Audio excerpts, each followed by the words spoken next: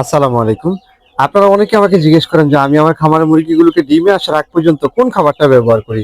যদিও আমি বারবার বলেছি যে গ্রোয়ার ফিড সাথে মিক্স খাবারটা ব্যবহার করেছি, আপনারা অনেকেই খাবারটা ছবি দেখতে চান বা খাবারটা কিরকম সেটা দেখতে চান। এই যে আমি আমার খামারের মুরগিগুলোকে খাবার দিচ্ছি, আমি আপনাদেরকে একটু দেখাই যে মিক্সটা কিরকম আর গ্রোয়ার ফিডটা কেমন।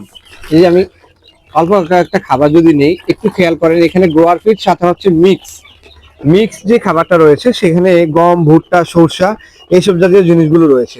এই মিক্স খাবার প্লাস গ্রোয়ার ফিড এই দুইটা জিনিস আমি ডিমে আসার আগ পর্যন্ত আমি আমার খামারের মুরগিগুলোকে দিয়ে থাকি। এর ফলে আমার খামারের মুরগিগুলোর ওয়েট ঠিক থাকে, প্লাস হচ্ছে সঠিক সময়ে মুরগিটা ডিমে চলে আসে। এটা হচ্ছে সবচেয়ে বড় বিষয়।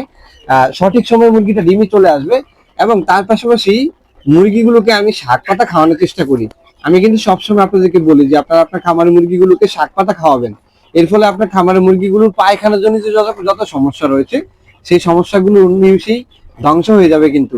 সো আপনারা চেষ্টা করবেন আপনার খামারের মুরগিগুলোকে এই গ্রোয়ার ফিড প্লাস মিক্স খাবার কিংবা অন্যান্য খাবারের পাশাপাশি শাক পাতা খাওয়ানোর চেষ্টা করবেন। আর প্রপারলি মুরগিগুলোকে অন্তত মাসে একবার করে ভিটামিন এবং একবার করে ক্যালসিয়াম খাওয়ানোর চেষ্টা করবেন। এর ফলে খামারের মুরগিগুলো সুস্থ থাকবে। আশা করি আজকের ভিডিওটি দেখে আপনি খাবার সম্পর্কে যেই ধারণাটা বা নেওয়া ছিল আপনার, সেই জিনিসটা নেওয়া হয়েছে। আসসালামু আলাইকুম।